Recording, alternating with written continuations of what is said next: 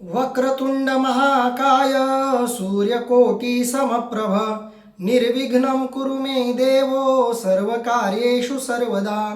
पुंडलीक वरदारी विठ्ठल श्री ज्ञानदेव तुकाराम पंढरीनाथ भगवान की जय। माऊली ज्ञानेश्वर महाराज की जय। जगद्गुरु संत तुकाराम महाराज की जय। सवसंतन की जय। माऊली महावैष्णव ज्ञानोबारायांच्या परमश्रेष्ठ अशा ज्ञानेश्वरी ग्रंथाचं चिंतन करत करत आपण 200 ओव्यांचा टप्पा पार केलाय। आज आपण 201 क्रमांकाच्या ओव्यांच्या पुढचं चिंतन करणार आहोत, ज्यामध्ये ज्ञानोबाराय श्रीमद भगवद्गीतेतल्या 34व्या श्लोकाचं, जो की 2ऱ्या अध्यायामध्ये आहे, त्याचं वर्णन करतायत। या श्लोकामध्ये भगवद्गीताकार अर्थात भगवान श्रीकृष्ण परमात्मा म्हणतायत, अकीर्तिं चापि भूतानि कथयिष्यन्ति ते व्ययाम संभावितस्य चाकीर्तिर् मरणादतिरिच्यते। शिवाय सर्व लोक तुझ्या चिरस्थायीनी दुष्कीर्तीचा डांगोरा पिटतील आणि संभावित पुरुषाला अपकीर्ती ही मरणापेक्षाही दुःखदायक असते। आपण बऱ्याच दिवसांपासून भगवान श्रीकृष्ण परमात्म्याचा जो अर्जुनाला युद्धासाठी प्रवृत्त करण्यासाठीचा तर्क आहे, त्या तर्काच्या वेगवेगळ्या बाजू समजून घेण्याचा प्रयत्न करत आहोत। आणि ही बाजू समजून घेत असताना भगवंतानं वेगवेगळे तर्क दिलेत अर्जुनाला, की अर्जुना, हे युद्ध टाळणं कसं वेगवेगळ्या दृष्टीनं चुकीचं आहे आणि हे युद्ध करणं तुझ्या दृष्टीनं कसं योग्य आहे, हे वेगवेगळ्या पद्धतीनं भगवंत समजून सांगण्याचा प्रयत्न करतायत। पण याच्या मागचं जे सूत्र आहे, याच्या मागचं जे बीज आहे, ते बीज आज आपण थोडंसं समजून घेण्याचा प्रयत्न करूयात। प्रत्येक जीव हा जेव्हा आकाराला आला तेव्हा कोणता ना कोणता तरी संकल्प मनामध्ये घेऊन आला। संकल्पाशिवाय आकार नाही। आकार हे संकल्पाचं अपत्य आहे, संकल्पाचा परिणाम आहे। निर्गुण निराकार असलेलं ब्रह्म सगुण साकार झालं, याला सुद्धा कारण त्या निर्गुण निराकाराच्या ठिकाणी निर्माण झालेला संकल्प आहे। त्या निर्गुण निराकार परब्रह्माच्या ठिकाणी आपण आकाराला यावं अशी इच्छा निर्माण झाली। आपण आकाराला येऊन काही लीला कराव्यात असं त्या निर्गुण निराकार परब्रह्माला वाटलं आणि तिथून मायेचा प्रभाव स्वीकारून, मायेचा सहवास स्वीकारून, मायेच्या प्रभावातून ते निर्गुण निराकार असलेलं चैतन्य सगुण साकार झालं। ज्या चैतन्यामध्ये सर्व काही करण्याची ताकद आहे, पण तरी सुद्धा जे अक्रिय होतं, अशी ऊर्जा मायेच्या प्रभावानं क्रियाशील झाली। म्हणजे चैतन्य आकाराला येतं ते कोणता तरी एक संकल्प घेऊन येतं। तुम्ही आम्ही सर्वजण जन्माला आलोत आणि तुमच्या आमच्या जन्माच्या मागं सुद्धा संकल्प आहे। कोणता ना कोणता तरी संकल्प घेऊन आपण अवतीर्ण झालोत, जन्माला आलो आहोत। आता तो संकल्प चांगलाही असू शकतो, वाईटही असू शकतो, वासनामयही असू शकतो आणि साधनामयही असू शकतो। संकल्प दोन्ही प्रकारचे आहेत। वासनेनं भरलेलाही संकल्प असू शकतो आणि साधनेनं भरलेला संकल्पही असू शकतो। सामान्यपणे जन्माला येणाऱ्या जीवांमध्ये हे 2 मुख्य प्रकार आपल्याला दिसतात। एक, जे वासना पूर्ती करण्यासाठी जन्माला आलेत, मागच्या जन्मामध्ये राहिलेल्या अतृप्त अशा इच्छा, वासना, आकांक्षा पूर्ण करण्यासाठी पुन्हा नवा जन्म घेण्यासाठी काही सजीव इथं जन्माला आलेत, अवतीर्ण झालेत। काही जीवात्म्यांची मागच्या जन्मातली साधना अपूर्ण झाली, अपूर्ण राहिली, ती अपूर्ण राहिलेली साधना पूर्ण करण्यासाठी ते पुन्हा एकदा मनुष्य जन्मामध्ये आकाराला आलेत। अर्थात आकाराला येण्यामागं या जीवात्म्याचं काही ना काहीतरी प्रयोजन आहे, संकल्प आहे। आणि जोपर्यंत हा संकल्प पूर्ण होत नाही तोपर्यंत जीवात्म्याला मुक्ती नाही, मोक्ष नाही। आपण बऱ्याचदा मोक्ष शब्द वापरतो, मुक्ती शब्द वापरतो, स्वर्ग शब्द वापरतो, नरक शब्द वापरतो। पण नेमकं स्वर्ग म्हणजे काय, नरक म्हणजे काय? कुणी बघितलाय का स्वर्ग, कुणी बघितलाय का नरक? असा प्रश्न विचारल्यावर उत्तर मिळतं की जो स्वर्ग बघतो तो स्वर्गाबद्दल सांगू शकत नाही, जो नरक बघतो तोही नरकाबद्दल सांगू शकत नाही। कारण एकदा हे शरीर संपलं की निर्गुण निराकार असलेल्या त्या चैतन्याचा अंश असलेला हा जीवात्मा या सगळ्या बंधनातून, या सगळ्या साधनांच्या माध्यमाच्या तावडीच्या पलीकडे निघून जातो. आणि म्हणून त्याचा अनुभव तो सामान्य शरीरधारी लोकांना सांगू शकत नाही. पण या शरीरातच राहून स्वर्ग आणि नरक या संकल्पना आपण स्वीकारल्या तर त्या आपल्या अधिक उपयोगाच्या होणार आहेत, अधिक लौकिक होणार आहेत, अधिक अनुभवाच्या, अधिक जवळच्या होणार आहेत.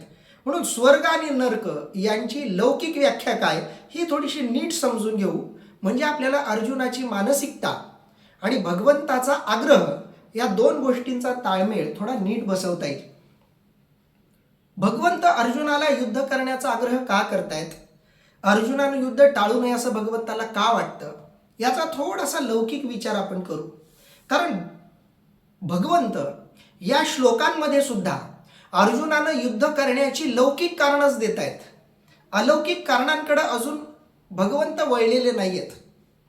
पण अलौकिक कारणांचा विचार नंतर, पण लौकिक कारणांचा जरी विचार केला तरी सुद्धा आपलं कर्तव्य कर्म टाळणं हे या जीवासाठी कधीही योग्यतेचं नाही. आणि म्हणून मी तुम्हाला म्हणालो की स्वर्गाची, सुखाची जी लौकिक व्याख्या आहे ती थोडीशी नीट आपण समजून घेतली पाहिजे. लौकिक व्याख्या काय सुखाची? आपण थोडंसं पाश्चात्य तत्वज्ञांकडे जाऊयात. प्लेटो नावाचा एक खूप मोठा पाश्चात्य तत्वज्ञ आहे. त्यानं खूप सुंदर अशी सुखाची, स्वर्गाची, मोक्षाची व्याख्या केलेली आहे. तो काय म्हणतो, प्रत्येक जीवाच्या ठिकाणी, प्रत्येक माणसाच्या ठिकाणी, प्रत्येक सजीवाच्या ठिकाणी काही एक शक्यता असते, काही एक होण्याची, काही एक बनण्याची इच्छाही असते आणि पात्रताही असते.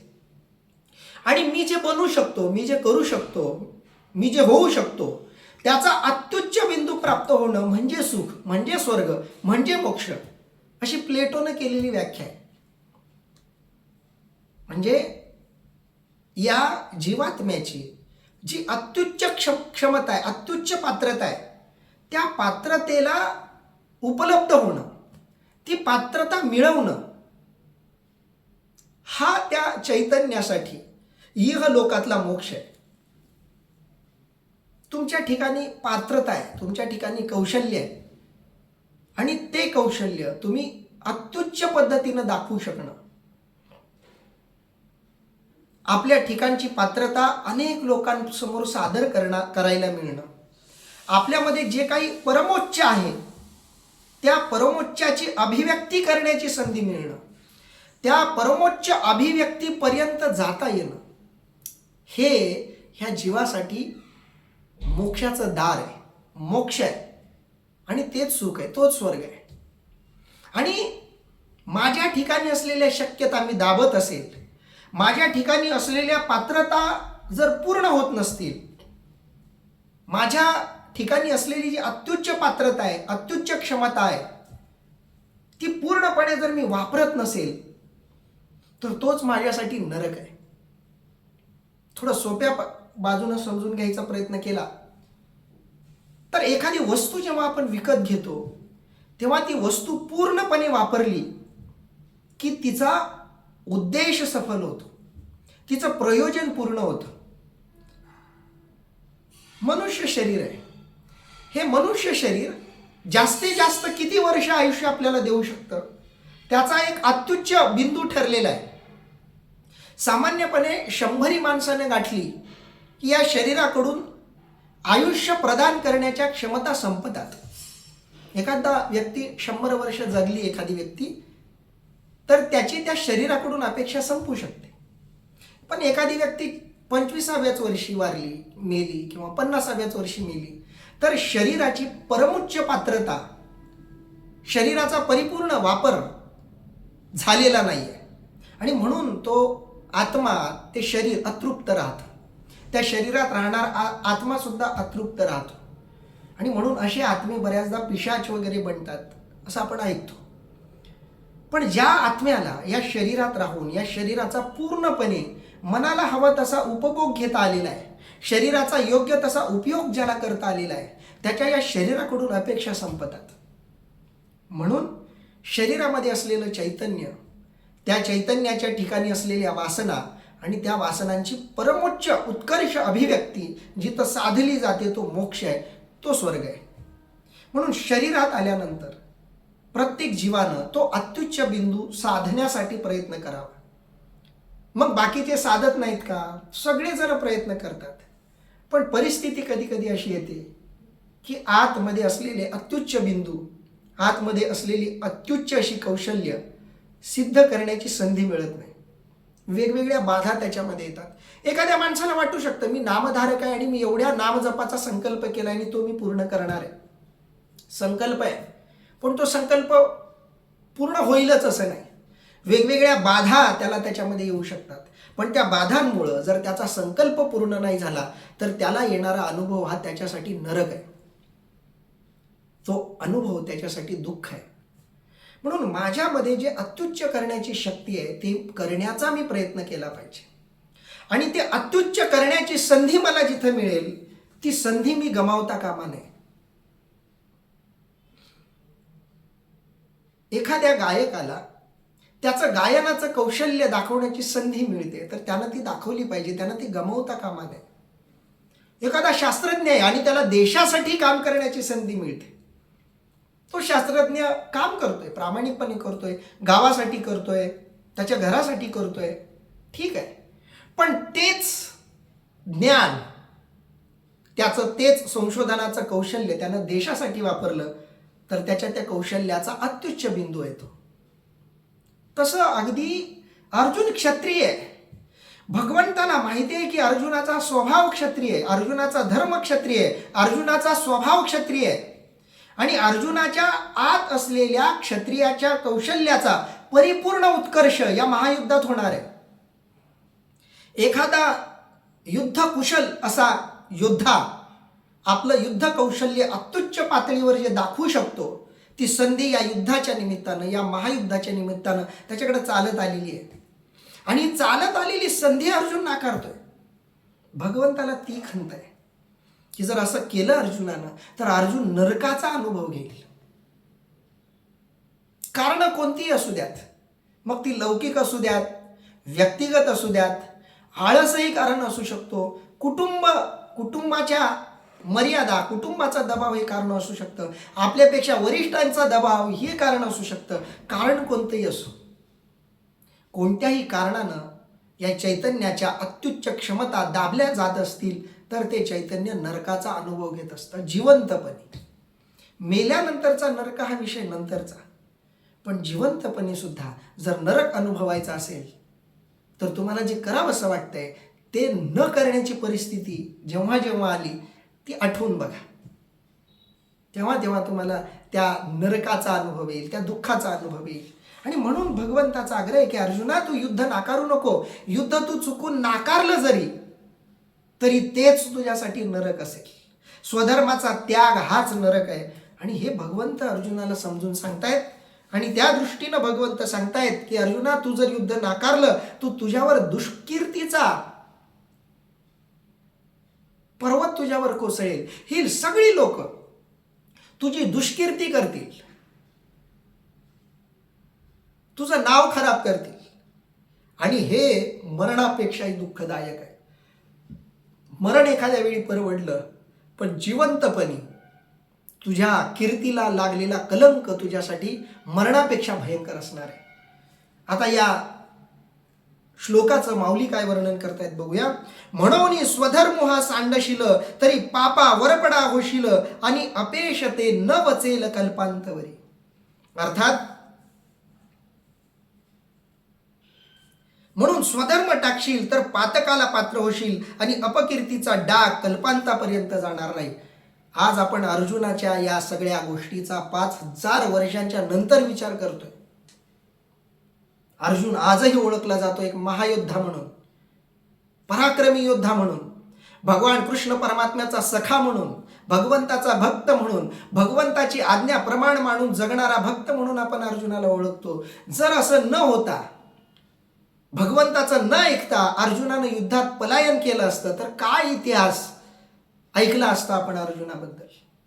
अर्जुन भित्रा होता, अर्जुनाच्या मनात चुकीच्या वेळी कारुण्य उत्पन्न झालं. अर्जुन स्वधर्म विसरला. अर्जुनाला एवढी चांगली संधी होती स्वतःचं कौशल्य, युद्ध कौशल्य दाखवण्याची, पण तिथंच अर्जुनानं पळवाट काढली. असं म्हणून आज आपणच अर्जुनाच्या अपकीर्तीचा प्रचार केला असता.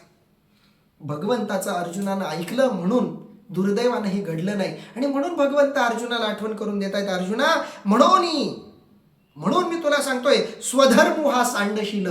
तुझा स्वधर्म तू सांडशील. तुझा स्वधर्म आहे क्षत्रियत्व, तुझा स्वधर्म आहे शत्रूंना मारणं, तुझा स्वधर्म आहे पराक्रम, तुझा स्वधर्म आहे अधर्माच्या बाजूला उभे असलेल्यांना मारणं. आणि म्हणून तुझा धर्म या कौरवांबरोबर युद्ध करून या कौरवांचा निपात करणं हा तुझा धर्म आहे. हा स्वधर्म जो तू सांडशील, सोडशील, टाकून देशील, तरी पापावर पडा होशील. पापावर पडा होशील म्हणजे पाप तुझ्यावरती वरपड होतील, तुला काबीज करतील, तुला व्यापून टाकतील, पापाच्या नियंत्रणात तू जाशील, पाप तुझ्यावर अधिकार गाजू लागतील, तरी पापावर पडा होशील. आणि अपयश ते न वचेल कल्पांतवरी. आणि हे झालं तर तुझ्या वाट्याला जे अपयश येईल, पराभव येईल, तो न वचेल म्हणजे संपणार नाही, नष्ट होणार नाही, जाणार नाही. कल्पांतवरी, कल्पाच्या कल्प निघून जातील, पण तुला लागलेला तो डाग कधीच निघणार नाही. आज 5000 वर्ष झाली तरी अर्जुनाचा उल्लेख आपण योद्धा म्हणून करतो. पण जर अर्जुनाने युद्ध टाळलं असतं तर 5000 वर्षानंतरही अर्जुनाचा तो डाग पुसला गेला नसता. जो अश्वत्थाम्याला लागला डाग अधर्माचा, पापाचरणाचा, 5 निष्पाप मुलांना झोपेत मारण्याचं पाप जे अश्वत्थाम्यानं केलं, आज 5000 वर्षानंतरही तो डाग त्याला पुसता आलेला नाही. भगवंत त्याच्याबरोबर सांगायला नव्हते म्हणून, आणि अश्वत्थाम्यानं कधीही विचारलं नाही म्हणून, अर्जुनानं विचारलं म्हणून भगवंतानं सांगितलं. आणि म्हणून अर्जुनाला लागू शकत असलेला हा मोठा डाग पुसला गेला. आणि म्हणून भगवंत सांगतायत, अर्जुना जर तू स्वधर्म सांडशील आणि पाप तुझ्या वरचढ होईल, आणि असं जर झालं तर तुला मिळणार अपयश कधीच संपणार नाही. जाण तेनी तवची जियावे, जव अपकीर्ती अंगा न पवे, आणि सांग पा केवी निघावे येथून या. अर्थात जोपर्यंत अपकीर्ती झाली नाही तोपर्यंतच शहाण्याने जगावे असे असता तू युद्धातून कसे परत फिरतो सांग बरे.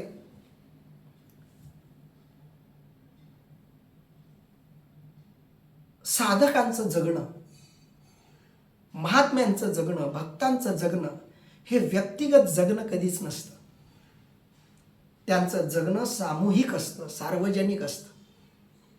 ते कधीच स्वतःसाठी जगत नाहीत, आणि जे स्वतःसाठी जगतात त्यांचा इथं विषय सुरू नाही. जे जगासाठी जगतायत, जगासमोर काहीतरी आदर्श ठेवण्यासाठी जगतायत, त्यांच्याबद्दल माऊली या ओवीत म्हणतायत की जो जाणत आहे, जो समजूतदार आहे, जो ज्ञाता आहे, हुशार आहे, समजूतदार आहे, प्रामाणिक आहे, जाणतेनी तवचे जियावे, अशा ज्ञात्यानं, शहाण्यानं, प्रामाणिक माणसानं तवचे जियावे, तोपर्यंत जगावं. कुठपर्यंत? जब अपकीर्ती अंगा न पवे. अपयश, अपकीर्ती, पराभव जोपर्यंत आपल्याजवळ येत नाहीत तोपर्यंतच ज्ञात्यानं, शहाण्यानं जगावं. कारण अपकीर्ती त्यांच्यासाठी मरणापेक्षा भयंकर असते. म्हणून कुणी अपमान केला, कुणी टोचणारे शब्द बोलले की चांगल्या लोकांना जगावंसं वाटत नाही. त्या जगण्यात त्यांना काही अर्थ वाटत नाही, त्या जगण्यात त्यांना कोणताही रस वाटत नाही. जाणतेनी तवची जियावे, जव अपकीर्ती अंगा न पवे. जोपर्यंत जाणत्यानं तोपर्यंत जगावं, जोपर्यंत अपकीर्ती, जोपर्यंत बदनामी अंगा न पवे, अंगाला बदनामी लागत नाही तोपर्यंत ज्ञात्यानं जगावं. आणि असं असताना सांग पा केवी निघावे येथून. आणि असं असताना तुला इथून कसं काय जाता येईल अर्जुना? कसं काय तुला इथून जावंसं वाटतं? कारण तू इथून निघालास की मग अपकीर्ती तुझ्या अंगाला कायमची चिटकेल, कल्पांतापर्यंत ती जाणार नाही. तू निर्मत्सर सदयता, येतून निघसील कीर मागवता, परी ते गती समजता न म्हणेल यया. अर्थात तू मत्सर रहित दयाळू अंतःकरणाने युद्धातून परत फिरशील हे खरे, पण हा उद्देश सर्वांना पटणार नाही. समजा अर्जुनानं निर्मत्सरता दाखवली. निर्मत्सर होणं म्हणजे काय? कुणाचाही द्वेष न करणं, कुणाचंही नुकसान होऊ नये ही भावना बाळगणं म्हणजे निर्मत्सर. तू निर्मत्सर सदयता. सदयता म्हणजे दयेसह भाव, दयेचा भाव ठेवून, मत्सराचा भाव त्यागून, येथून निघसील कीर मागवता. तू या युद्धामधून निघालास, कीर खरोखरच मागवता, खरोखरच या युद्धातून तू जर माघार घेतलीस, निघून गेलास, परी ते गती समजता न म्हणेल यया. ही तुझी गोष्ट, ही घडलेली घटना या लोकांना खरी वाटणार नाही. त्यांना असं नाही वाटणार की तुला त्यांची दया आली म्हणून तू त्यांना सोडलंय, तुझ्या मनात त्यांच्याबद्दल कोणताही शत्रुभाव नाही म्हणून तू त्यांना सोडलंय, तू निर्मत्सर आहेस म्हणून तू त्यांना सोडलंय, असं त्यांना वाटणार नाही. कौरवांना असं नाही वाटणार की अर्जुनाला आमची दया आली म्हणून अर्जुन युद्धातून निघून गेला. ते काय म्हणतील? हे चहूकडून वेढीतील, चारी बाजूनं ते तुला वेढा घालतील, बाणवरी घेतील, बाणावरती तुला घेतील, बाण मारतील तुला सगळ्या बाजूनं, तुला बाणावरती उचलतील, सगळं शरीर तुझं बाणाने छिन्न विछिन्न करतील. हे चहूकडून वेढीतील, बाणवरी घेतील, तेत पार्था न सुटिजेल कृपाळूपणे. अर्थात हे चहूबाजूंनी तुला घेरतील व तुझ्यावर बाणांचा मारा करतील, तेव्हा यातून तुझ्या या दयाळूपणाने तुझी सुटका होणार नाही. तू त्यांच्याबद्दल दयाभाव बाळगला म्हणून ते तुझ्याबद्दल दयाभाव बाळगतील, हा गैरसमज काढून टाक. युद्ध न करण्याचा तो निर्णय घेतलास जरी, त्यांच्याबद्दल दयाभाव दाखवलास जरी, युद्धातून मागात जरी तू घेतली, तरी त्याच क्षणी ते तुझ्यावर बाणांचा वर्षाव करून तुला मारतील, चहू बाजूनं तुला वेढतील, बाणांचा तुझ्यावर वर्षाव करतील आणि तिथं तुझी कृपा तुला सोडवू शकणार नाही, तुझा दयाभाव तुला सोडू शकणार नाही. तुझा दयाभाव तुझ्या मरणाला कारणीभूत ठरेल आणि हे मरण अर्जुनाच्या मूर्खपणामुळे त्याच्या वाट्याला आलं, असं जग बोलेल. ऐसेनिही प्राण संकटे, जरी विपाये पा निघणे घटे, तरी ते जियालेही ओकठे मरणाहून. अर्थात कदाचित अशा प्राण संकटातूनही तू बचावून आलास, तरी ते जगणे मरणापेक्षाही वाईट. असं झालंच कदाचित की तू दयाभाव दाखवून त्या युद्धातून परत आलायस आणि कौरवांना वाटलंही की अर्जुनाला आमची दया आली म्हणून त्यांना आम्हाला सोडलं तर आम्ही त्याला सोडू, असं म्हणून तू वाचलास. ऐसेनिही प्राण संकटे, अशा प्राण संकटाच्या समयी अर्जुन महायुद्धाच्या रणांगणात उभा आहे, शंखनाद झालाय, रणवाद्य वाजली आहेत, बाणांचा वर्षाव कौरवांच्या बाजूनं सुरू झालाय. अशा वेळी अर्जुनानं रणातून माघार घेतली आणि नशिबानं त्यांच्या बाणांच्या वर्षावामधूनही तो वाचला. ऐसेनिही प्राण संकटे, जरी विपाये पा निघणे घटे. जरी विपाये, कदाचित चुकून, योगायोग, जरी विपाये कदाचित पा निघणे घटे, जरी तुझी याच्यातून सुटका झाली, निघणं घटलं म्हणजे इथून निघून जाणं घडलं, युद्ध सोडून तू निघून गेलास, तरी ते जियालेही ओकटे मरणाहून. अरे अर्जुना, तू इथून निघून गेलास युद्ध न करता, तर तुझ्या वाट्याला जे जगणं येईल ते मरणापेक्षाही भयंकर असेल. तरी ते जियालेही ओकटे मरणाहून. अर्थात कदाचित अशा प्राणसंकटातूनही तू बचावून आलास, तर ते जगणे मरणापेक्षाही वाईट आहे. तर ते जगणं तुला मरणापेक्षाही जास्त त्रास देईल, मरणापेक्षाही भयंकर असं तुला ते जगणं वाटेल अर्जुना, असं भगवंत इथं सांगतात.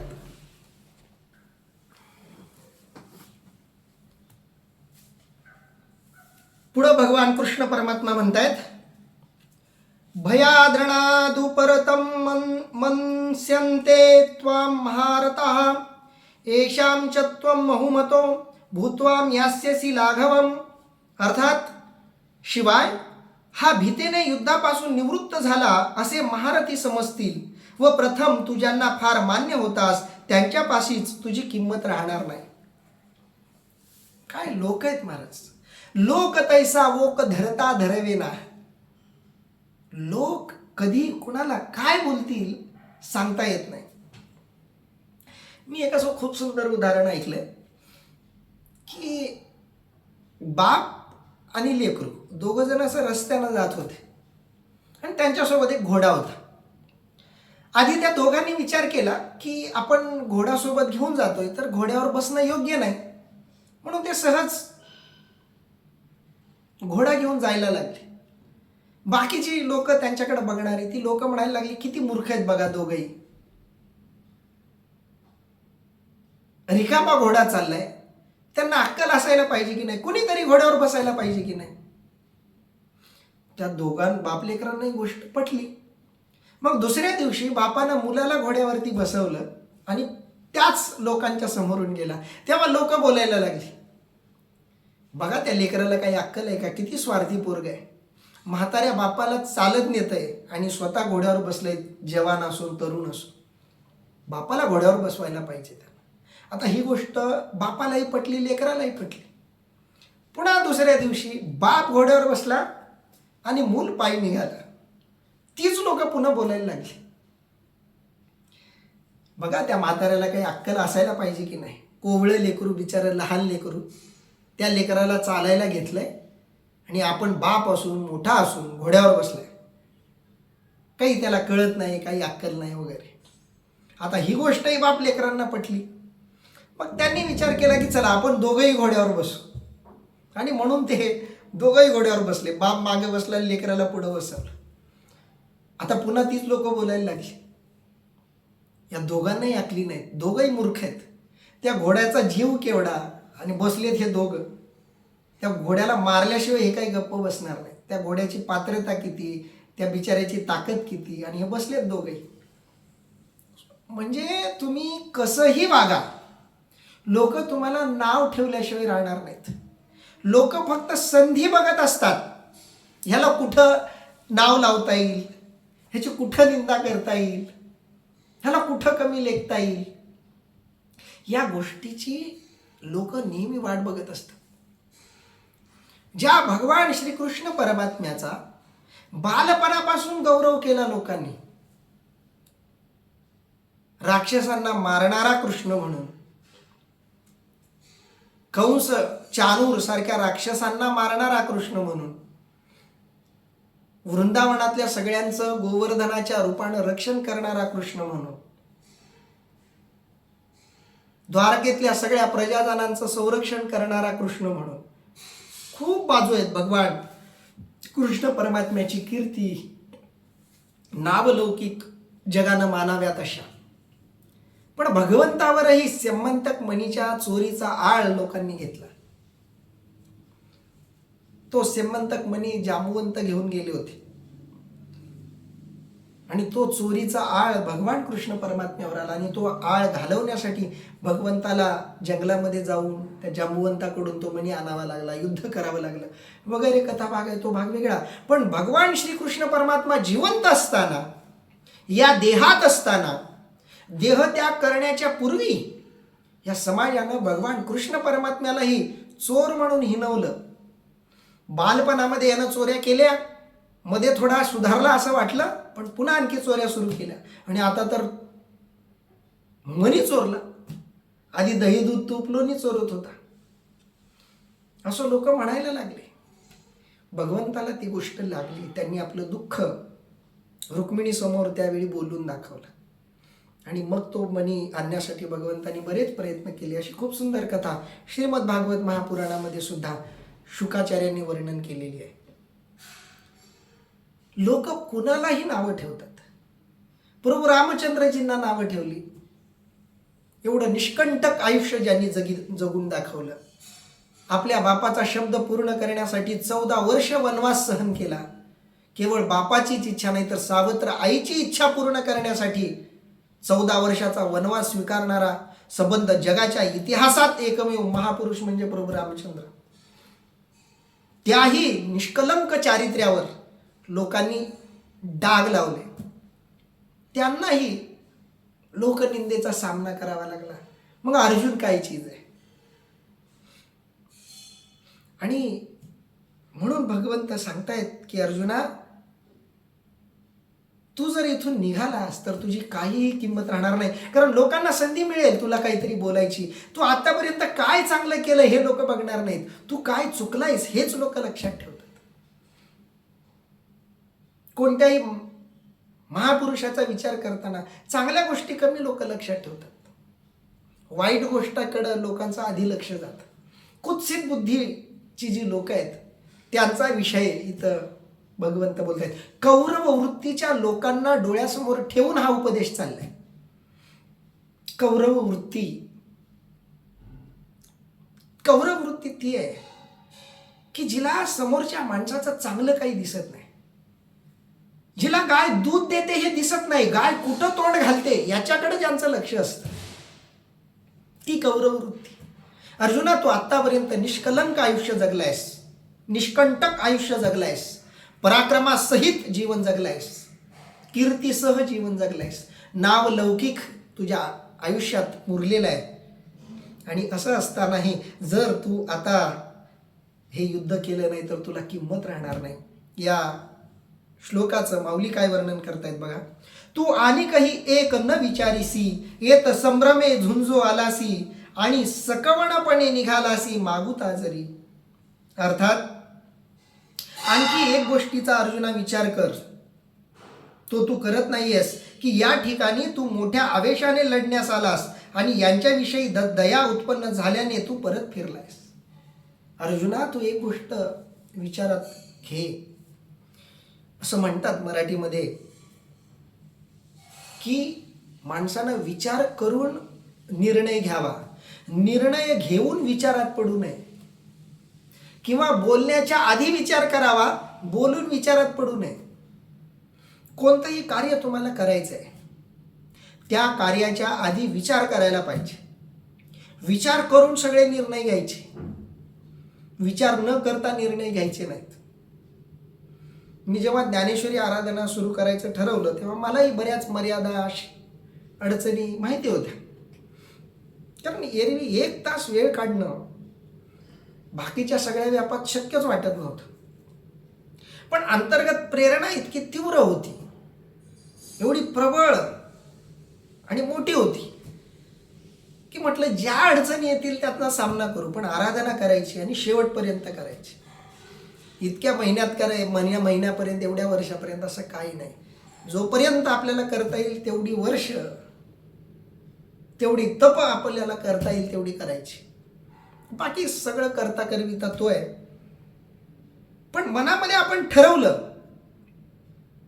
की मग त्या गोष्टीला आकार येतो, मग मागं हटायचं नाही. एखादी अडचण आली जरी तरी त्या अडचणीमुळे एक पाय मागं घेतला तरी पुन्हा तेवढ्याच ताकदीनं दुसरा पाय टाकायचा, माघार नाही घ्यायची. अर्जुनाचं इथं चुकलं हेच. त्या अर्जुनाच्या चुकीची आठवण इथं माऊली करून देत आहेत. अर्जुना, तू आणि काही एक न विचारीसी, तू एका गोष्टीचा विचार करत नाहीस अर्जुना, आणखी एक गोष्ट तू विचार स्वतःला. येत संभ्रमे झुंजो आलासी. संभ्रमे शब्दाचा इथं अर्थ दिलाय आवेशाने. तू अतिशय आवेशानं इथं युद्ध करायला आलायस. बघा, पहिल्या अध्यायातल्या पहिल्या अर्जुनाच्या श्लोकामध्ये अर्जुन काय म्हणतोय, देवा मला सांग, सेनयोरु भयोर्मध्ये रथम स्थापयमेच्युत. देवा मला माझा रथ असा मध्यभागी उभा कर आणि मला बघू दे माझ्या समोर कोणकोणते योद्धे युद्धासाठी आलेले आहेत, त्यातल्या पराक्रमी आणि माझ्यासोबत युद्ध करण्याच्या लायक असलेल्या लोकांना निवडून मी त्यांच्याबरोबर युद्ध करणार आहे, आणि म्हणून लवकरात लवकर माझा रथ मध्यभागी नेऊन उभं कर. असे अर्जुनाचे शब्द सुरुवातीचे, त्या शब्दाची भगवंत इथं आठवण करून देत आहेत. अर्जुना, काय बोलला होतास तू? विसरलायस तू काय बोलला होतास? विसरलायस काय? विचार करून तू युद्धाच्या ठिकाणी आला होतास, विचार करून आलायस ना, मग आता माघार नाही. विचार करून आलायस ना, तर आता शेवटाला न्यायचा. काही गोष्टी अर्ध्यात सोडता येत नाहीत, काही संकल्प अर्धवट सोडता येत नाहीत. कारण काही संकल्प अर्धवट राहिले तर ते संकल्प चैतन्याला खूप मोठा विक्षेप निर्माण करतात. अर्जुन मोठ्या संकल्पाने युद्धाला आलाय. ज्या दिवशी अर्जुनाला हे कळलं युद्धाशिवाय पर्याय नाही, त्या दिवशी अर्जुनाच्या आत आनंदाच्या उकळ्या फुटायला लागल्या की आता युद्ध होणार.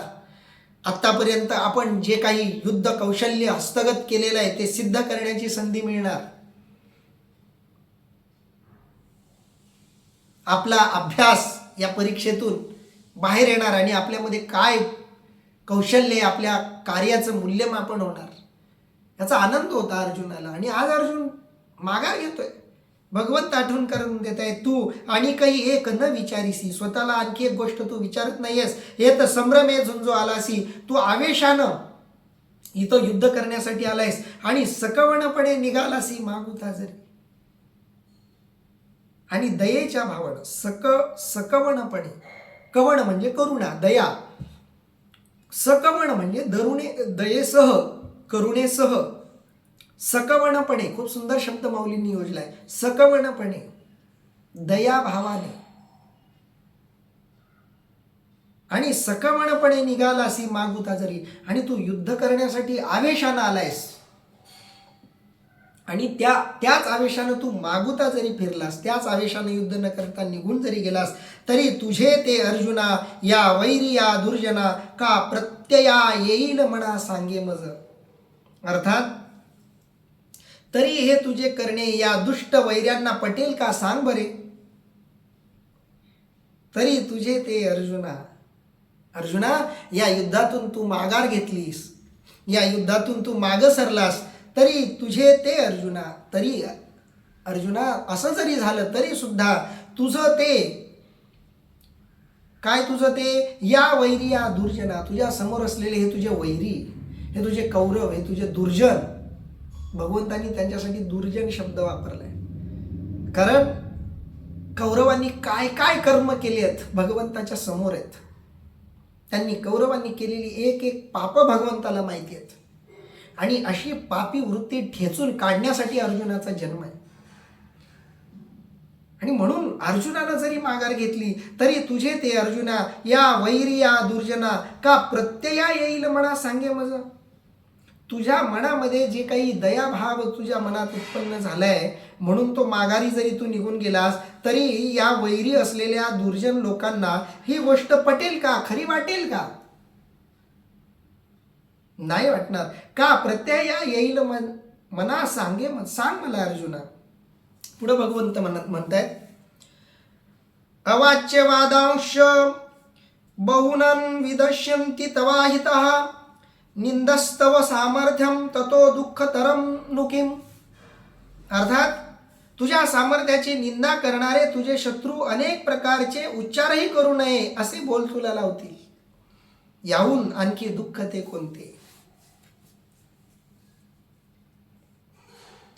हे म्हणतील गेला रे गेला अर्जुन आम्हा बिहाला हा सांगय बोलू उरला निका काही.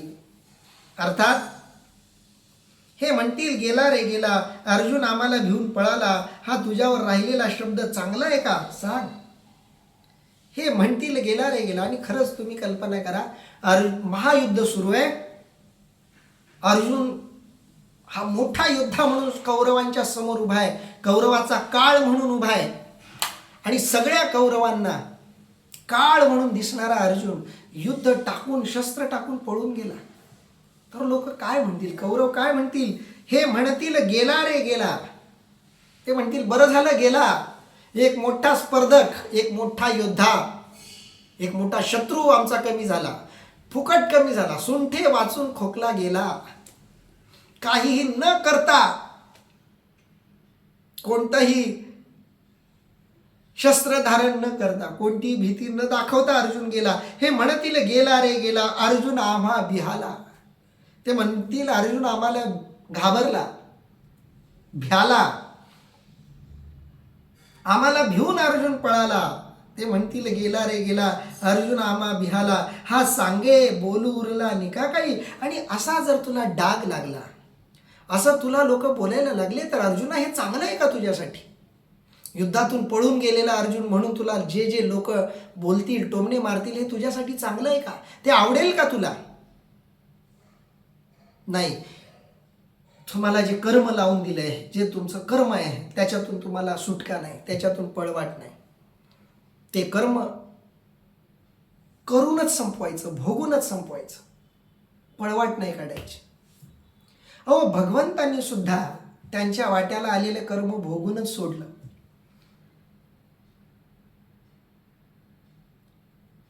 अशी मी कथा ऐकली. भगवान श्रीकृष्ण परमात्मा यांनी देहत्याग केला. तो एका पारध्यानं बाण मारला आणि तो पान बायाला लागला आणि भगवंतांनी देहत्याग केला, अशी कथा आहे. तर तो पारधी कोण होता? तर ती कथा अशी मी ऐकली की सुग्रीव आणि वाली यांचं युद्ध चालू होतं. रामावतारातली कथा आहे, रामायणातली.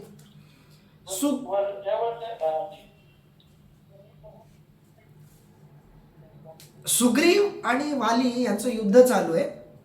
त्याच्या आधीचा प्रसंग सगळ्यांना माहिती असेल की सीतामातेचं हरण झालंय आणि रावणानं ते हरण केलं, हे जटायूकडून भगवंतानं कळलंय.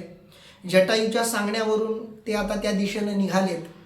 जाताना जटायूनं सांगितलं की सुग्रीवाला तुम्हाला भेटा आणि सुग्रीव तुम्हाला तुमच्या या युद्धामध्ये सीतामातेच्या शोधनामध्ये मदत करेल. आणि त्याप्रमाणे भगवंत निघालेले आहेत.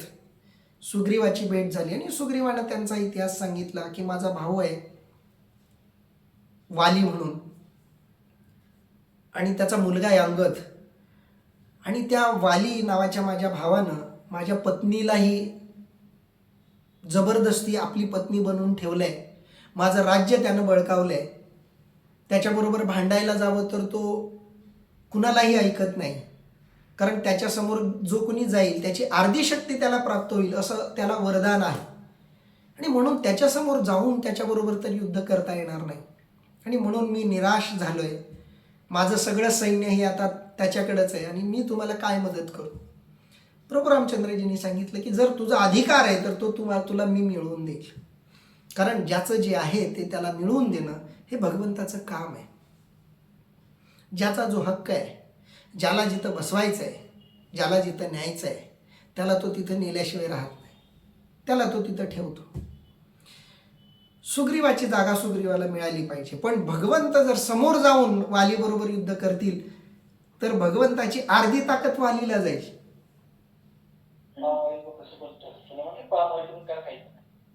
आणि म्हणून भगवंतानं वालीच्या समोर न जाता पाठीमागून त्याला बाणाने मारलं, अशी कथा आहे.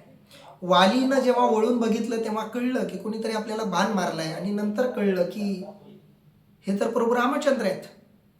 त्यानं सांगितलं की देवा, समोरून येऊन तुम्ही वार केला असता तर मला हरकत नव्हती, पण तुम्ही मागावून वार केलाय. रामाने सांगितलं तू अधर्मानं वागलायस म्हणून मला तुझ्याबरोबर अधर्मानं वागावं लागलं.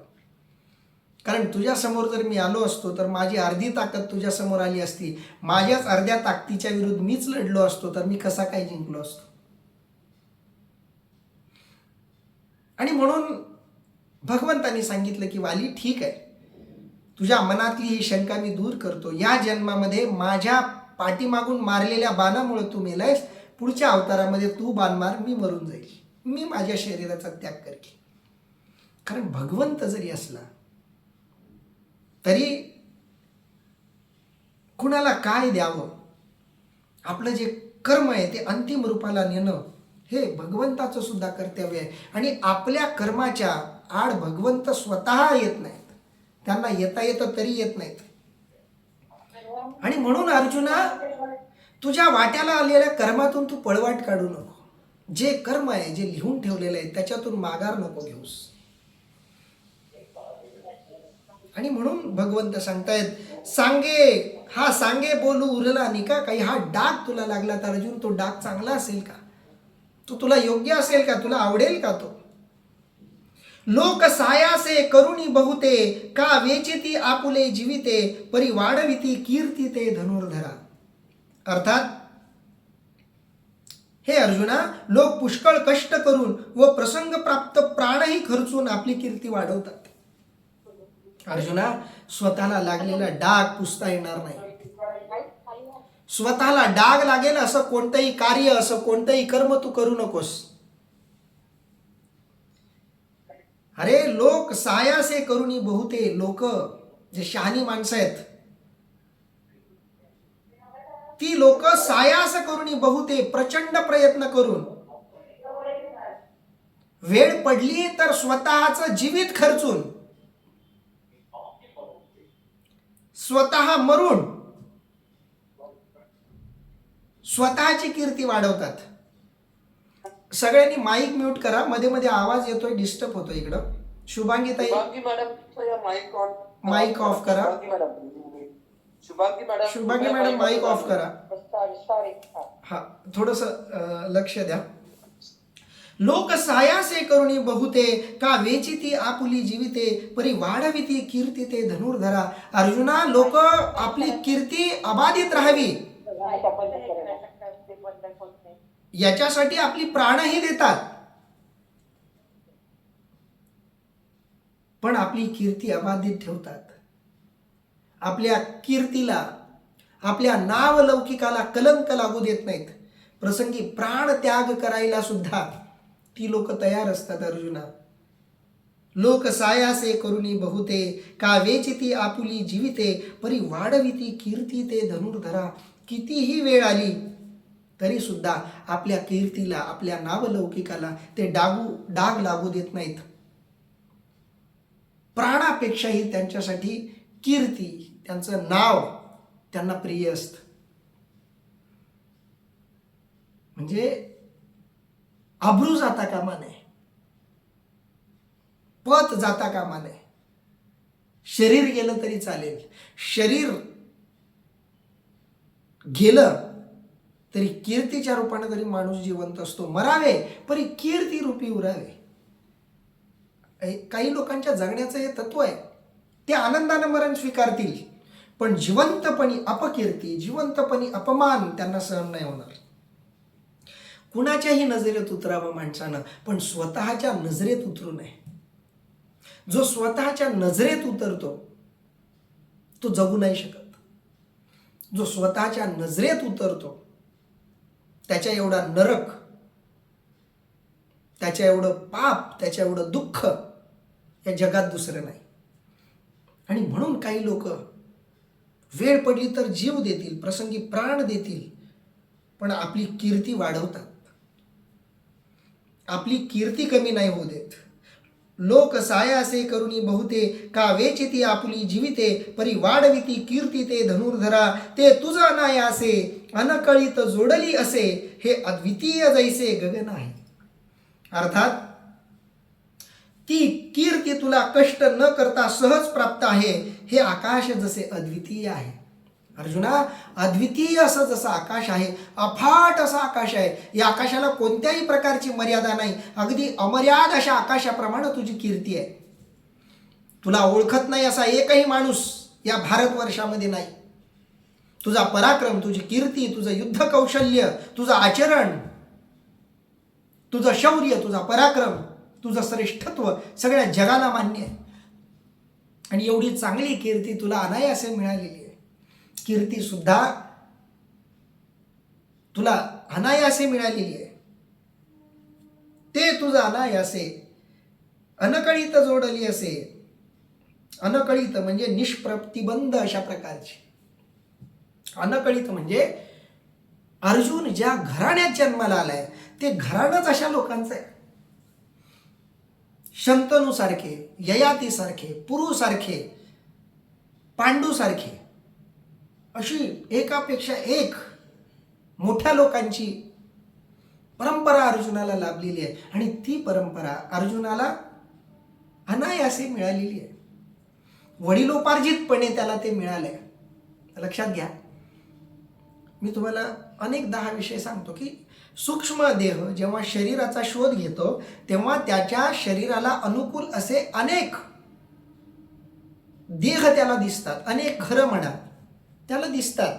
त्यातल्या कोणत्याही घराची तो निवड करू शकतो. पण योगायोग त्यातल्याच कोणत्या तरी एका घराची तो निवड करतो.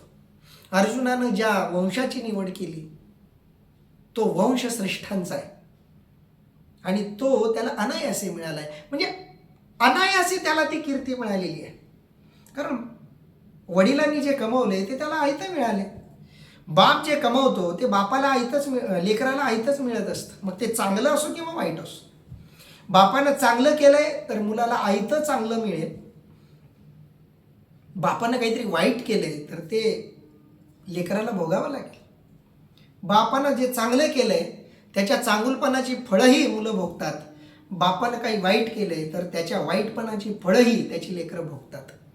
अर्जुन चांगल्या घराण्यात जन्माला आला म्हणून अर्जुनाचं नशीब चांगलं आहे. म्हणून भगवंत म्हणतायत ते तुझं अनायासे योगायोगानं नकळतपणे तुला मिळालेलं आहे. अनकळीत जोडली असे आणि निष्प्रतिबंध मिळालेली आहे. तुझ्या कीर्तीमध्ये कोणत्याही प्रकारचा प्रतिबंध नाही आहे. कारण तुझ्या पूर्वजांनी जो पराक्रम केला त्या पराक्रमाला तू 4 चंद्र लावलेत. तो पराक्रम तू उच्च टोकाला नेलेला आहे. अतिशय वरच्या पातळीवर तू तो पराक्रम नेलेला आहेस. ते तुझं अनायासे अनकळीत जोडली असे निष्प्रतिबंध अशी तुला ती कीर्ती मिळालेली आहे.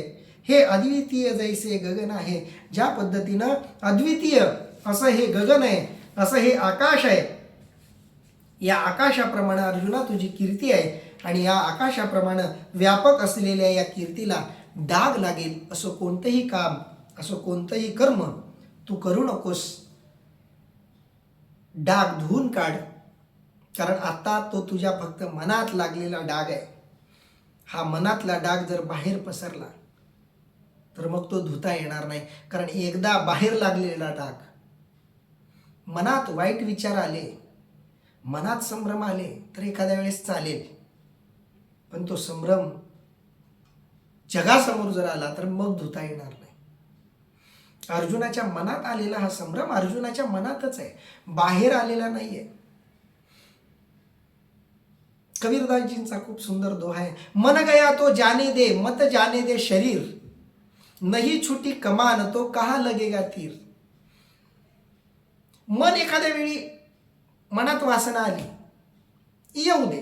मनातल्या वासनांना कधी कधी आवरता येत नाही. मन प्रत्येकाच्या नियंत्रणात नसतं, मोठ्यांच्या नियंत्रणात नसतं. ब्रह्मदेवाच्याही मन कधी कधी नियंत्रणाच्या बाहेर जातं. मन गेलं तर एखाद्या वेळी ठीक आहे, पण मत जाने दे शरीर जाऊ दे नको. कारण शरीर गेलं की नाव गेलं, आणि एकदा नाव बाहेर खराब झालं, एकदा माणसाला डाग लागला की मग मात्र तो धुतला जाणार नाही. म्हणून अर्जुना, तू निष्कलंक कीर्ती मिळवून आतापर्यंत जगलायस. परंपरेनं तुला ती कीर्ती मिळालेली आहे, ती जप, तिला डाग लागू देऊ नको. या आकाशाप्रमाणे अद्वितीय अशी तुझी कीर्ती आहे, ती कीर्ती जप, असं भगवंत सांगतायत. पुढे या श्लोकाचं वर्णन माऊली काय करतायत याचं चिंतन, निरूपण, आराधना आपण उद्या बघूयात. इथं आपण थांबूयात. पुंडलिक वरदारी विठ्ठल श्री ज्ञानदेव तुकाराम, पंढरीनाथ भगवान की जय, माऊली ज्ञानेश्वर महाराज की जय, जगद्गुरु संत तुकाराम महाराज की जय, सब संतन की जय. रामकृष्ण रामकृष्ण हरी. रामकृष्ण हरी. रामकृष्ण हरी.